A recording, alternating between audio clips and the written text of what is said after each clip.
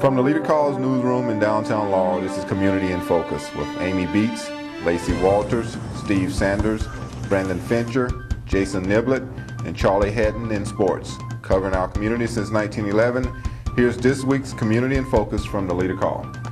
Voters in Jones County will decide several races in Tuesday's general election. Statewide offices to be decided include the governor's race. Two local people, Ricky Cole and Stacey Pickering, are running for statewide office. Polls will open from 7 a.m. to 7 p.m. There are also two area state senate races, districts 34 and 42, and state house of representative races in this area include districts 79, 80, and 87. There are also several races to decide for Jones County government, including races for sheriff, circuit clerk, board of supervisors, beats 2 and 3, 4 and 5, justice court judge district 2, constable district 1, constable district 3, and election commissioner beat 2. One of Laurel's biggest employers is back in business after a fire broke out Tuesday night. Dozens of fire trucks and police cars carrying a multitude of emergency personnel responded to the fire at the Masonite plant. Smoke could be seen for miles around Laurel. Laurel Fire Chief David Chance said the fire started when a faulty switch sparked some oil. Chance praised the response of his firefighters. After a long Friday night, Laurel, Jones County, and state officials finished the cleanup of the 18-wheeler wreck in Laurel's I-59 S-curve. The accident occurred around 10:45 Friday morning near the Beacon Street exit in the northbound lanes.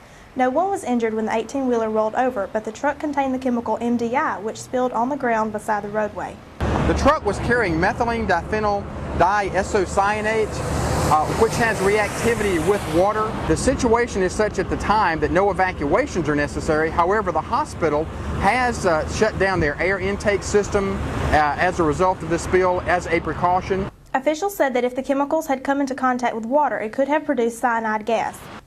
Sandersville residents are on the lookout for criminals and suspicious characters in their town. Police Chief Ronnie Parker said the town's new Neighborhood Watch program will be a tremendous aid to the town's small police force. Parker said the town welcomes law-abiding visitors. Authorities searched an area in the Summerland community Wednesday for the murder weapon used in the shooting death of DeMario Crosby.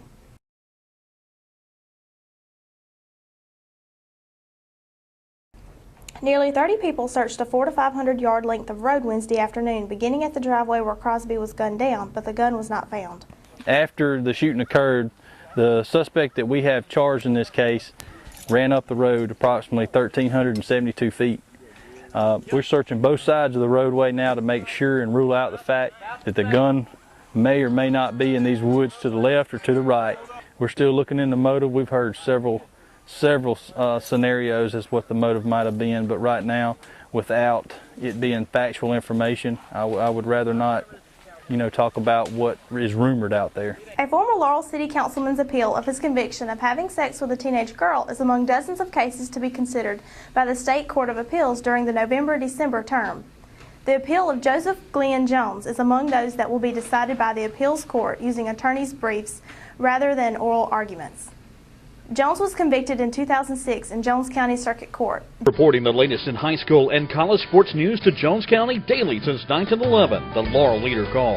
The Laurel Leader Call is a community paper. It's a very excellent paper for the community. It highlights all the community involvement, all community activities, community events, and sports. The people who work here at the Leader Call live here in Jones County. We are part of your community. The Laurel Leader Call, local events and sports news you can use. Jones County's daily tradition since 1911, the Laurel Leader Call.